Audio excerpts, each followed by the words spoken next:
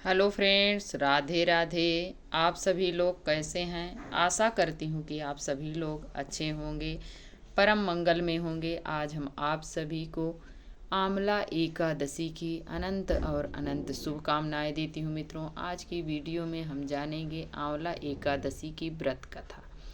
तो चलिए वीडियो को शुरू करते हैं। वीडियो शुरू करने से पहले मेरा आपसे एक छोटा सा रिक्वेस्ट है कि आप अभी तक मेरे चैनल को लाइक सब्सक्राइब नहीं किया है मित्रों, तो जल्द से जल्द लाइक करें, सब्सक्राइब करें, बेल आइकन को प्रेस कर दें ताकि हमारे आने वाले वीडियो का नया नोटिफिकेशन आप सभी तक सबसे पहले पहुंचे। तो चलिए वीडियो को शुरू करते हैं। तो आज की वीडियो में हम जानेंगे एकादशी की व्रत कथा। साल 2025 में आंवला एकादशी को रंग भरनी एकादशी के नाम से भी जानते हैं, आमल की एकादशी के नाम से भी जानते हैं। इसका व्रत रखा जाएगा 10 मार्च दिन सोमवार को। उदया तिथि के अनुसार जिस एकादशी में द्वादशी लग जाती है उस एकादशी का महत्व और अधिक बढ़ जाता है। यहाँ तक कि शास्त्रों में ऐसा वर्णन आता है कि 1000 गौदान का पुण्य फल तत्काल मिल जाता है। जो भी भक्त एकादशी का व्रत करता है और उस एकादशी में द्वादशी लग जाती है तो ये वाली एकादशी जो है इसका और अधिक महत्व बढ़ गया है, इसलिए कि इसमें द्वादशी लग गई है। तो इस एकादशी, ये ऐसी एकादशी है, यही इकलौती एकादशी है जिसमें भगवान भोलेनाथ, माता पार्वती का भी पूजन किया जाता है। भगवान श्रीमन नारायण का तो किया ही जाता है, लेकिन उनके साथ साथ इस एकादशी में भगवान भोलेनाथ, माता पार्वती एवं आंवले के वृक्ष की पूजा की जाती है। इस एकादशी में आंवले का विशेष महत्व दिया गया है। ऐसा माना जाता है कि भगवान श्रीमन नारायण के मुख से एक चंद्रमा के समान प्रकाशीय बिंदु प्रकट हुआ, पृथ्वी पर आ गिरा। उसी बिंदु से आंवले के पेड़ की उत्पत्ति हुई। इसी के कारण आंवले का पूजन विशेष रूप से किया जाता है और इस दिन भगवान श्रीमन नारायण को आंवले का भोग लगाया जाता है। इस दिन ऐसी मान्यता है कि हमें जिस जल से हम स्नान कर रहे हैं उसमें हमें आंवले का जूस डालकर या तो स्नान करें या तो आंवले को शरीर में लेप करके स्नान करें, और इस दिन भगवान श्रीमन नारायण को भी आंवले के जूस से अभिषेक करें। इसका महत्व बताया गया है। इस एकादशी में आंवले का विशेष महत्व है। यदि कोई आंवले का जूस डालकर स्नान करता है तो ऐसी मान्यता है कि उसके मन, क्रम, वचन तीनों की जो पाप होता है, जैसे शरीर से किया हुआ, मन से किया हुआ, वाणी से बोला हुआ, ये सभी पाप तत्काल नष्ट हो जाते हैं और उन्हें मोक्ष प्राप्त होता है। इसलिए इस एकादशी का विशेष महत्व है मित्रों। इस एकादशी में हो सके तो ज़्यादा से ज़्यादा हमें फलाहार भी नहीं करना है। जैसे आप निर्जला व्रत करते हैं उसी प्रकार आप करें, लेकिन हर एकादशी में सभी लोग 2 बार 3 बार फलाहार चाय नाश्ता करते हैं, लेकिन इस एकादशी में आप 1 बार फलाहार कर लें।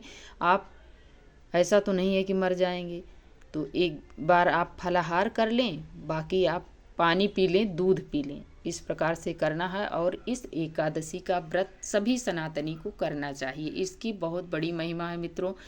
ऐसी मान्यता है कि इस व्रत को करने से कई जन्मों के पाप नष्ट हो जाते हैं और कई जन्मों के जो पितृ होते हैं वो भी तृप्त हो जाते हैं इस व्रत को करने से। इसलिए इस एकादशी की अनंत गुना महिमा ज़्यादा है सभी एकादशियों से। इस एकादशी में इस जन्म के और अगले जन्म के जो पाप हैं वो तो नष्ट होंगे ही, लेकिन और जन्मों के पाप नष्ट हो जाएंगे। ये शास्त्रों में वर्णन आता है। बहुत सारे कथावाचक भी बताते हैं। आप ज़रूर इसकी महिमा सुने और इस एकादशी पर आप कथा इसकी ज़रूर सुनिएगा। तो चलिए अब मैं कथा सुनाती हूँ मित्रों। एक बार एक राजा इस एकादशी का बहुत मतलब नियम से हर एकादशी का व्रत करता था और वो इतना धर्मात्मा था कि आप लोगों को जैसे राजा अम्बरीश थे, उनकी यदि आप कथा सुने होंगे तो आपको पता चल जाएगा कि वो कैसे राजा थे। ठीक उसी प्रकार ये भी राजा थे और ये बहुत धर्मपूर्ण व्रत किया करते थे और कथा सुनते थे। इसके कारण ये एक बार राजा, तो जो भी राजा थे सभी शिकार करते थे, उन्हें शिकार करने का शौक़ था। तो वो शिकार करने एक बार जंगल की ओर गए और उन्हें शिकार दिखाई नहीं दे रहा था। तब वो अपने घोड़े को जब वो लगाम कसी तो और तेज वो घोड़ा भागा और जंगल की ओर पहुंच गया। जंगल में, घने जंगल में जब उन्हें शिकार तो नहीं दिखाई दिया, लेकिन उन्हें चारों तरफ से उन्हें चोर चंडाल भील वहाँ चारों तरफ से उन पर आक्रमण कर लिए राजा पर। जब उन्हें आक्रमण किए तब वो राजा वहाँ पर मूर्छित होकर गिर गए। जब गिर गए तब उसी समय एकादशी मैया प्रकट होकर उनके जितने चोर चंडाल उन्हें आक्रमण करने को घेरे थे उन सभी को वहाँ पर समाप्त कर दी मैया ने। तब राजा को होश आया। जब राजा को होश आया तब उन्होंने देखा कि हमारे आसपास ना हमारे जो सैनिक थे वो हैं, ना हमारे यहाँ के मंत्री हैं, कोई नहीं है। यदि हमारे यहाँ के कोई होते जैसे सैनिक, तो वो अगर इन्हें मारे होते तब वो हमें अपने साथ लेके जाते, लेकिन हमारे सैनिक वगैरह तो कोई है नहीं। तो उसी समय उन्हें आकाशवाणी हुई कि राजा को कि हे राजन, मैं एकादशी माता हूँ और हम ही इन लोगों का जो ये इनकी मृत्यु हुई है हमने ही किया है। तब वो राजा सुनकर बहुत प्रसन्न हुए।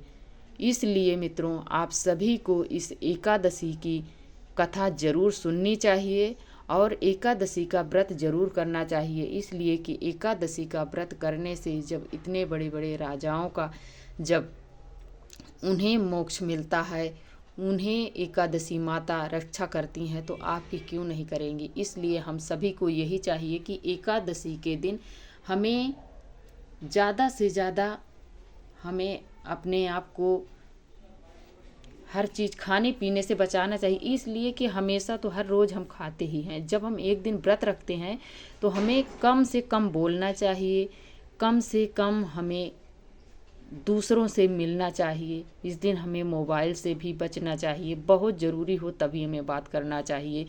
इसलिए कि मोबाइल देखेंगे तो हमारा मन इधर उधर भटकेगा। तो हमें इस दिन ज़्यादा से ज़्यादा हमें भगवान जी में अपना मन लगाना चाहिए और एक बार फलाहार करें। उसके बाद आपको जितनी बार प्यास लगे पानी पी सकते हैं, दूध ले लें शाम को, लेकिन एक बार फलाहार करें। और 10वीं से हमें नियम इसका फॉलो करना चाहिए। ब्रह्मचर्य का पालन 3 दिन करें और ज़मीन पर शयन करें। एकादशी के दिन एक बार फलाहार लें और शाम को आधी रात्रि तक हमें जागरण करना चाहिए, तब हमें एकादशी का पुण्य फल प्राप्त होता है। और निंदा, चोरी, चुगली और जैसे दुराचारी आदमी होते हैं जिनको आप जानते हैं ये सही नहीं, उनसे हमें इस दिन बचना चाहिए, बातें नहीं करनी चाहिए।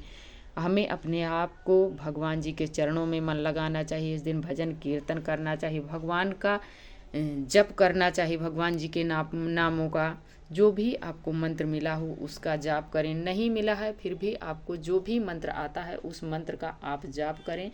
और इस एकादशी के दिन भगवान श्रीमन नारायण को आंवले का भोग जरूर लगाइए। आंवले से बनी मिठाई हो या आंवला हो तो ज़रूर चढ़ाइएगा। आंवले का वृक्ष मिले तो उसका पूजन करना चाहिए, परिक्रमा लगानी चाहिए। नहीं है तो कोई बात नहीं है, आप तुलसी मैया के पास दीपक जलाएं, धूप जलाएं, आरती करें, दूर से परिक्रमा कर लें। लेकिन एकादशी के दिन तुलसी माता को छुआ नहीं जाता है, जल नहीं दिया जाता है। आप दूर से परिक्रमा कर लें, पीपल का पूजा करें, ये सब कार्य किए जाते हैं एकादशी के दिन। एकादशी के दिन झूठ नहीं बोलना चाहिए, किसी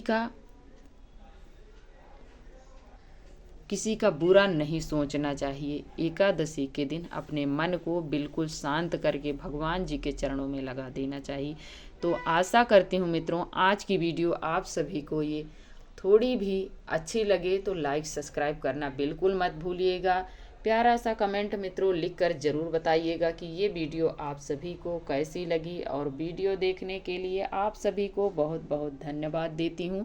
और आज है 10वीं तिथि मित्रों, आप सभी को बता दे रही हूँ कि यदि आप सभी अभी तक तुलसी नहीं तोड़ कर रखे हैं तो आप आज, वैसे तो आज रविवार है, बिल्कुल मत तोड़िएगा।